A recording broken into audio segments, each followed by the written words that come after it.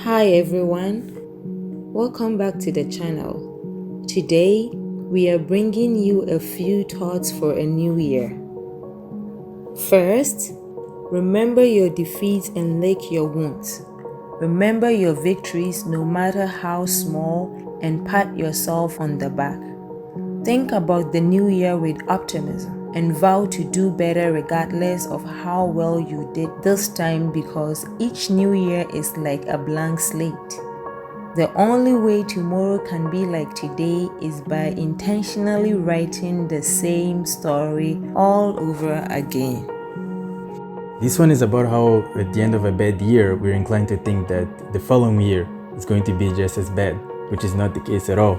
The only way you can have the next year be as bad as the current is if you intentionally make the same mistakes over and over again. You can make the next year better by simply trying not to make the same mistakes. Second, the end of each year carries with it a feeling. That feeling is a summary of who you've been over the previous 12 months. It's okay to not like what you feel at the end of a year. Life is full of ups and downs. What's not okay is to have the same feeling carry over a decade. This one is about how good and bad years happen to everybody, and that as long as you learn from your mistakes, as we said in the previous point, you won't see yourself having a bad decade, which is definitely much more important than a bad year. Third, New Year's wishes are more than just wishes. They can also serve as a measuring stick for the direction one's life is taking. You know you have a problem not when you set very ambitious goals for the year and fail to attain them, but when you find yourself setting the same goals over and over again. The way your goals evolve each year has something to say about your evolution as a person. This one is about how our goals change us. When we are on our way to accomplishing a certain goal or task, we eventually have to become a different person. And it's safe to say that if your goals don't change every year, that you're not changing as a person.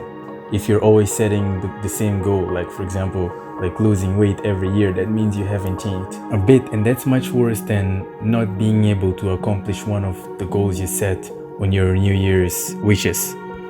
Fourth, it's not enough to reflect on what has happened over a year and to vow to make changes where necessary.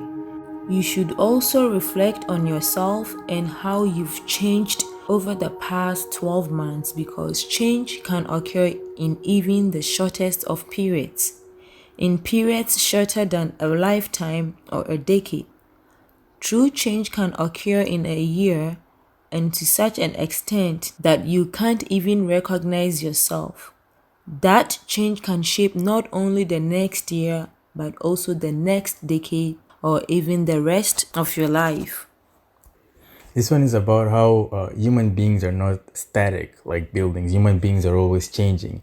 And when we change, so do our goals. We live in a society or in a time in which we're encouraged to set a goal and then 10 or 20 or 30 years later to stick to it, and if not even accomplish it, right? But sometimes we change as people, and so do our goals. There's no point in keeping your goal or keeping at it or keep working hard for something that might not meet your values or needs anymore.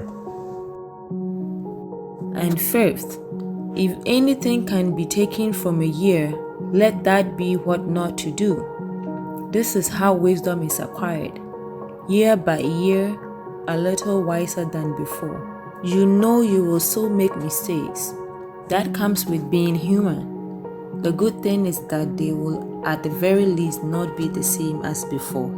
This one is about how every year or each year, no matter how bad it is, it always has some good in it. And the good you can take from every year, regardless of how bad, is the lessons on what not to do for the following year. And that's how you become wiser as a person. You learn your lesson the hard way and you change your behavior accordingly. If you enjoyed this and want to hear from us again, be sure to hit that subscribe button and turn your notification bell before you go. Have a great new year. Catch you in the next one. Bye.